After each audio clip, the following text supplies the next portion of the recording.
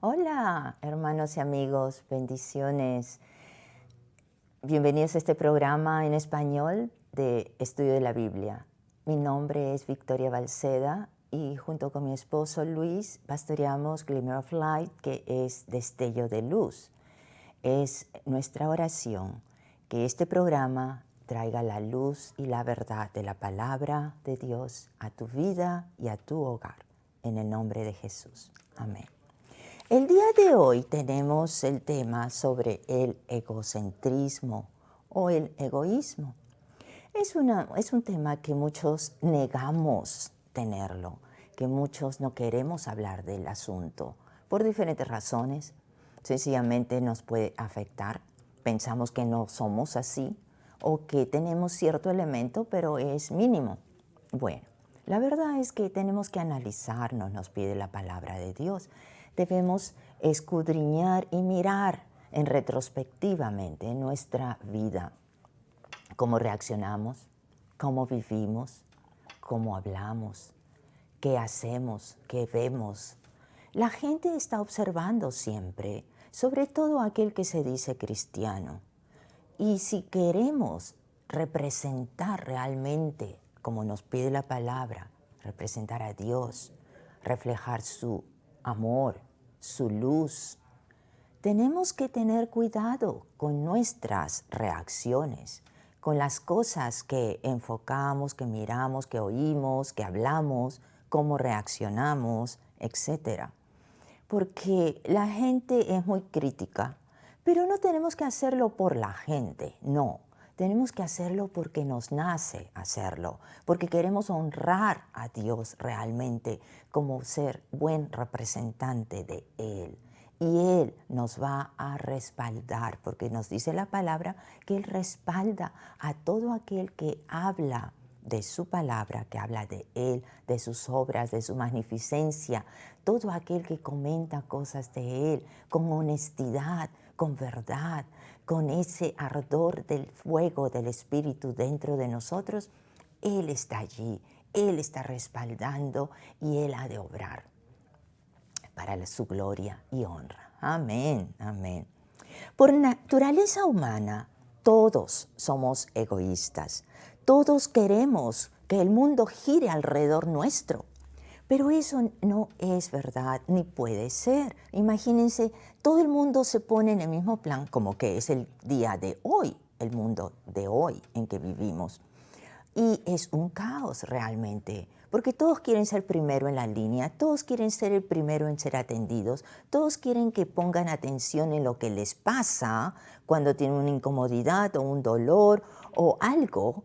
Entonces, ¿qué del resto? ¿No piensas que el resto puede estar en una situación peor que la tuya o ofrecerle tu puesto en vez de ser tú el primero?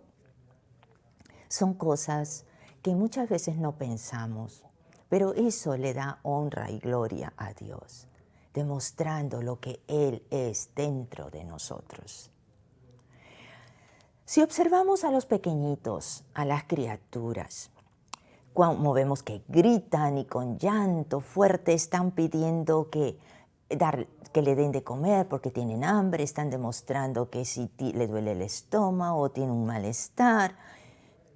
Y en cambio, lo felices que se muestran cuando se les presta atención, cuando te pones a jugar con ellos, y etcétera. Entonces, si queremos vivir en un mundo feliz, en un mundo más tranquilo, debemos encarar nuestra realidad y buscar cómo afrontarla. Si cada uno del mundo pudiéramos hacer un pequeño cambio en nosotros, ¿qué diferente sería el mundo de hoy? Amén. Veamos qué nos dice Lucas, el Evangelio de Lucas 14:33. Nos dice así pues, cualquiera de ustedes, y este es Jesús hablando, cualquiera de ustedes que no renuncie a todas las cosas que posee, no puede ser mi discípulo. ¿Qué es lo que nos está diciendo? que debemos renunciar a las cosas que poseemos, las cosas materiales, pero no solo las cosas materiales, que poseemos también nuestra vida. Nuestra vida también la llevamos de una manera que muchas veces no honra a Dios, como lo habíamos estado hablando. Jesús dijo, el que quiera salvar su vida, la perderá. Y el que la pierda por causa de mí, ese la salvará. Entonces, Él está mostrando que debemos renunciar a las cosas que nosotros obtenemos por nosotros mismos, a las cosas materiales que no nos van a dar, sino egoísmo o de repente preocupaciones por mantenerlas, y voltear a las cosas que realmente honran a Dios. Inclusive con nuestra vida, si hemos de perder la vida por causa de Dios, por causa de llevar el nombre cristiano, hoy en día hay muchas persecuciones en el Medio Oriente. ¿Y cuántos muertos han habido y seguirán habiendo por causa de él? Y nos dice la palabra que tenemos una promesa que esos van a ser glorificados y honrados por Dios Padre. Entonces, ¿qué es todo esto? Para mostrar el honor y darle la gloria a Dios, no es otra cosa que mostrar el amor de Dios en servicio a otros.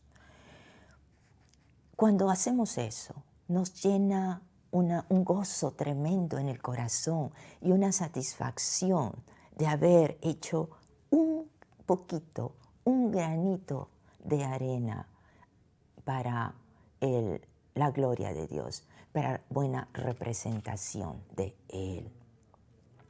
Cada vez que ponemos a Dios delante de nosotros, dejaremos de pensar en nosotros y nos enfocamos en dar lo mejor de nosotros al prójimo.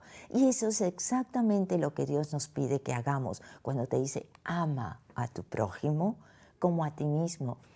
Vemos que Jesús mismo amó al prójimo más que a él mismo, más que a su vida, porque la entregó.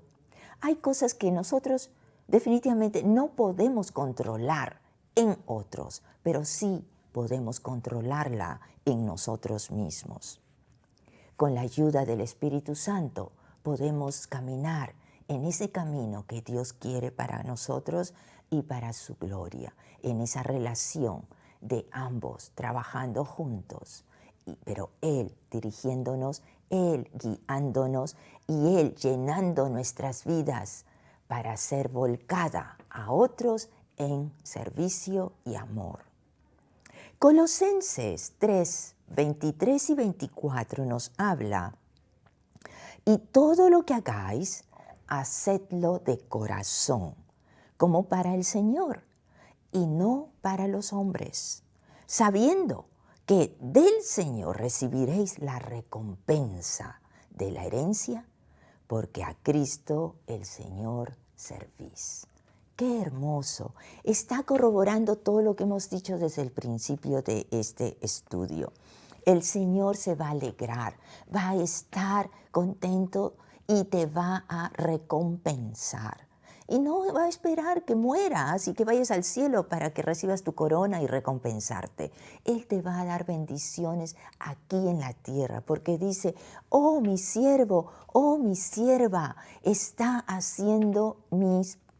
cumpliendo mi palabra, obedeciendo mi deseo, mi voluntad, y te da bendiciones y te va a llenar más de gozo en tu corazón cuando sirves a otros, y te va a dar más iniciativa, más creatividad, más ideas de cómo seguir obrando para su gloria y para el beneficio de otros. Porque nos dice la palabra, somos bendición, recibimos la bendición de Dios para ser bendición para otros. Amén. Si pensamos en la manera cómo se inician los pleitos y los desacuerdos entre la gente, entre los humanos vemos esto que es muy común, resentimientos, No, pero tú no sabes todo lo que me está haciendo. Yo no quiero ni hablarle, yo odio a esta gente. No quiero ni verlos. No, que se mueran. Tantas expresiones que salen de nuestras bocas muchas veces sin darnos cuenta la manera como pueden dañar a la otra persona. Porque nuestras palabras tienen poder. Nuestras palabras van a ser efectivas. No podemos orar al Señor, Señor, mira que yo estoy sufriendo, mira mi pena, mira mi dolor, cómo me ha atacado esta otra gente. Pon tu mano de justicia, que les caigan las plagas, que se vayan más allá, que se muden. No podemos orar de esa manera, porque está bien, Dios es un Dios justo, pero también ve tu reacción, porque en un pleito siempre hay dos partes. Y no podemos decir que la nuestra es la víctima solamente y que no hemos hecho nada. Porque si hubo algo que alguien vino, atacó, es que hubo una reacción también en contra. Y es ahí cuando se encuentran las dos partes y hay una explosión. ¿Qué nos dice la palabra al respecto? Nos habla de una terquedad y un orgullo que existe en cada uno de nosotros. Por eso el título de esta lección es el egocentrismo. Nosotros no vemos al ajeno, sino nos vemos como víctimas. No vemos las cosas con que herimos también muchas veces, sino como nos hieren. No vemos el dolor que causamos, sino el que recibimos. Dejemos de pensar en nosotros, hermano, hermana.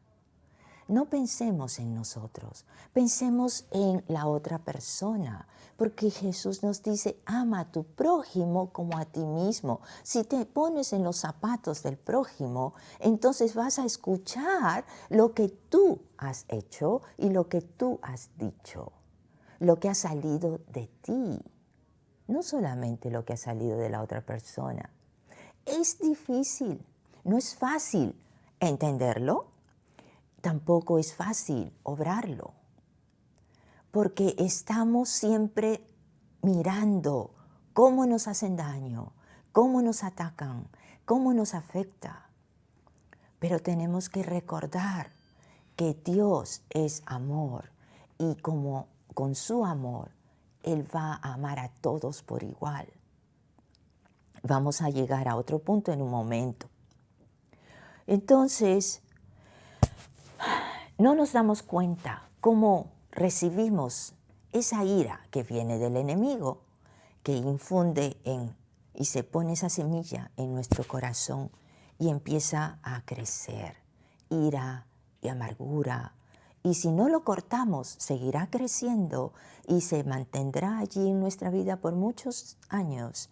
Mucha gente muere con esa amargura y esa ira. ¿Ustedes creen que están yendo al cielo? No sabemos, yo no puedo decirles sí o no. Solo Dios es el que ve los corazones y es el juez, el único juez que va a determinar si vas o no al cielo. Proverbios 13:10 nos habla de algo muy interesante. Nos dice que por la soberbia o por el orgullo, solo viene la contienda. ¿Qué nos está diciendo? ¿Qué es una contienda? Contienda es la disputa, es la riña, pelea, querella, altercado, una trifulca, una rivalidad, un enfrentamiento, una bronca, una disensión.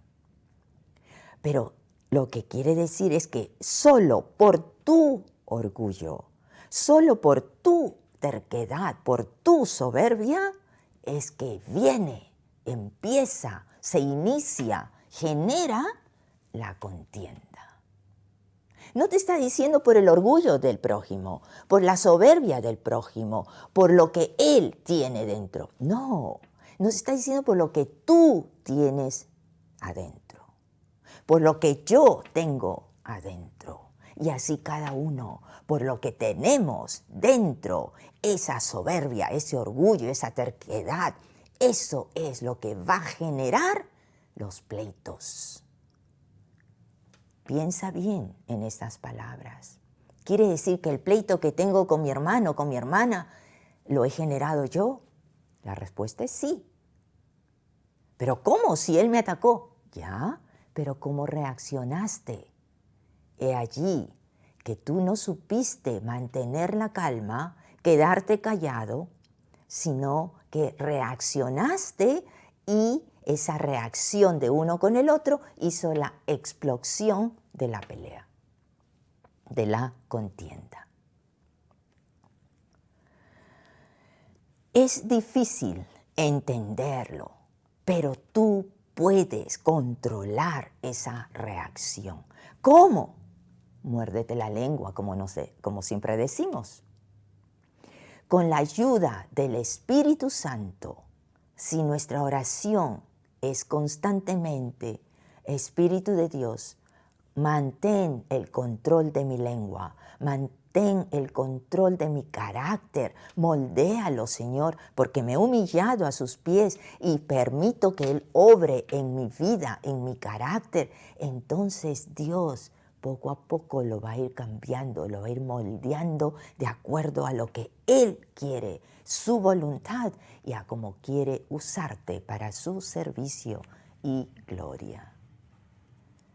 Así como me oyes, todos podemos ser cambiados por la obra y poder de Dios para su gloria. Y así poquito a poco ir cambiando el mundo, si es que nosotros cambiamos primero. Amén, aleluya. No quiere decir tampoco que vas a estar de acuerdo en 100% en lo que te digan cuando no crees que es justo, pero no levantes una contienda. No quiere decir que las cosas que ocurren las voy a aceptar o ponerte de acuerdo, como te digo, pero hay maneras de presentar nuestro desacuerdo, no con violencia, no con ira, conversando, mostrando, y si no, bueno, te retiras.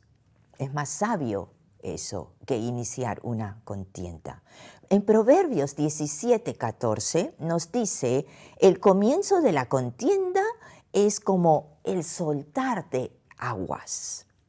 Deja pues la riña antes de que empiece.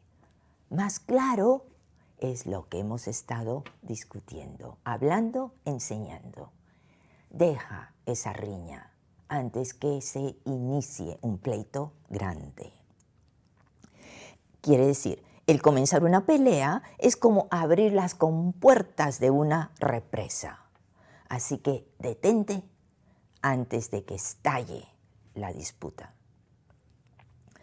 Estamos acostumbrados a ver la paja en el ojo ajeno, sin considerar la viga que tenemos en el propio. Y esto lo dijo Jesús. También nos dice siempre, la Biblia nos muestra desde el Génesis, que siempre buscamos que echar la culpa a alguien más, sin ver lo nuestro. Adán le dijo a Dios, la mujer que me diste por compañera me dio del árbol y yo comí. Y la mujer le dice, la serpiente me engañó y yo comí. Siempre echando la culpa a otro, no a sí mismo.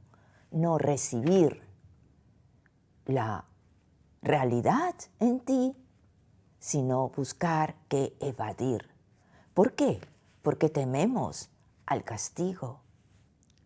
Pero como decía, Dios conoce los corazones y sabe realmente el motivo por el que lo haces.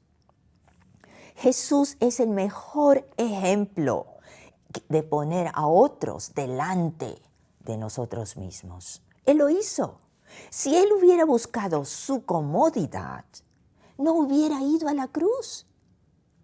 Aún con el dolor extremo, desangrándose en la cruz, Él rogó, Padre, perdónalos porque no saben lo que hacen.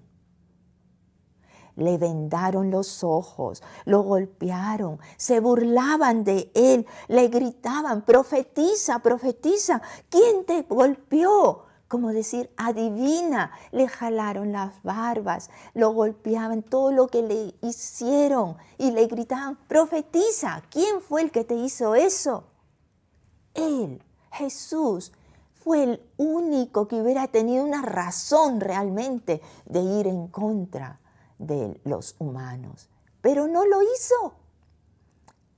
¿Por qué? Porque Él quiere ser nuestro modelo, nuestro maestro en todo, lo de su vida, su ministerio terrenal y en su ascensión ahora, hablándonos a través de las epístolas de Pablo.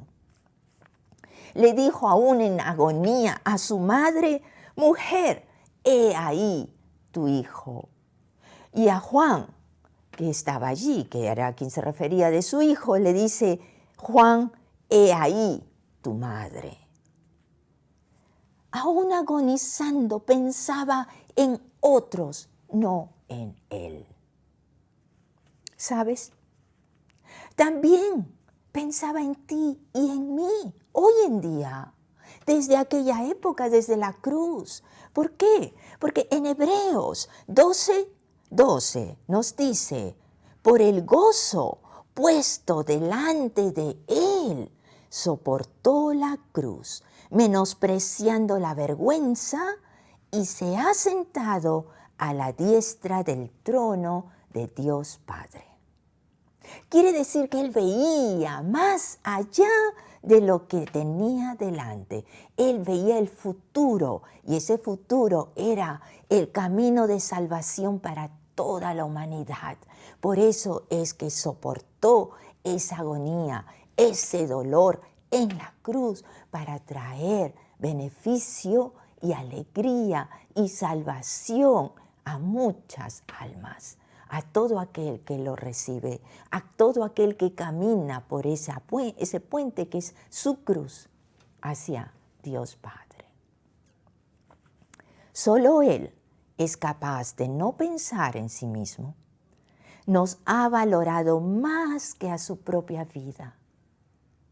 Si pudiéramos aprender de su ejemplo, realmente amaríamos a nuestro prójimo más que a nosotros mismos.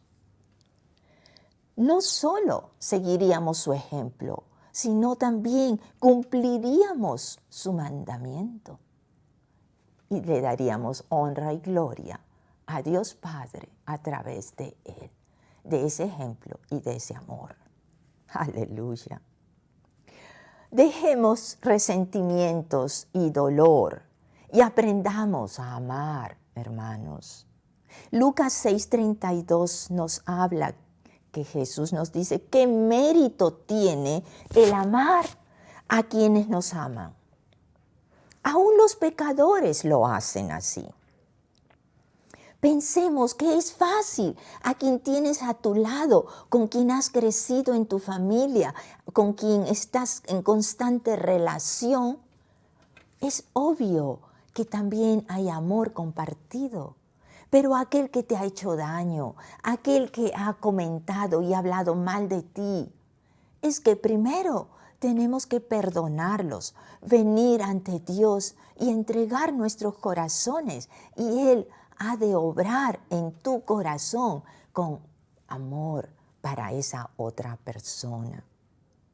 Porque en Lucas 6, 27 y 28 nos dice, pero a vosotros, los que oís, os digo, nos dice Jesús, amad a vuestros enemigos, haced bien a los que os aborrecen, bendecid a los que os maldicen y orad por los que os calumnian. ¡Qué fuerte es esto! Jesús nos está diciendo, ama a aquel que no te ama, ama a aquel que te hace daño, ama a aquel que se porta mal contigo.